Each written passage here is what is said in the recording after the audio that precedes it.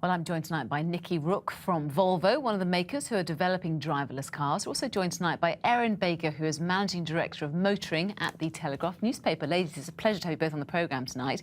And Nikki, as a manufacturer of driverless cars, today's announcement must be music to your ears, is it? It's a great opportunity and something that obviously we will look at. We're currently investing in a pilot in Gothenburg to run autonomous driving vehicles around the main ring road around the centre of Gothenburg. So the opportunity to do something similar in the UK is very encouraging. Okay, so that's in Sweden. But Erin, I mean, we're talking about January next year. It's only 6 months away. Is Britain really ready for driverless cars? What do you think?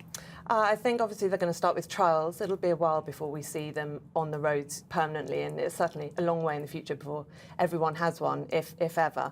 And I think public opinion has shown that that's got a big question mark over it at the moment. We've got some footage, Nikki, of, I think, Volvo testing out its driverless cars. Have you driven one? Give us an idea of what it's like if one of your mates has rather than I have been a passenger in one of the cars with one of our engineers behind the wheel.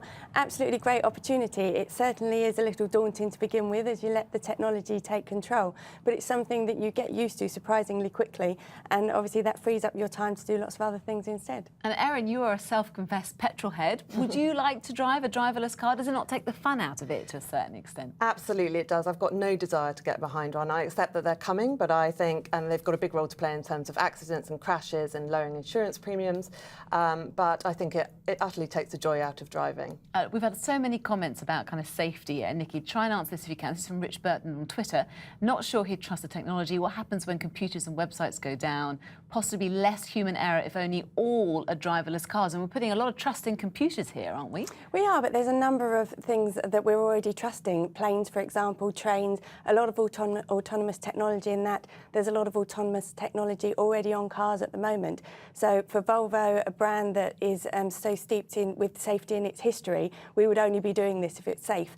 About 90% of accidents have some kind of driver error as a risk factor, so this eliminates that. I suppose it's a good point, Erin, isn't it?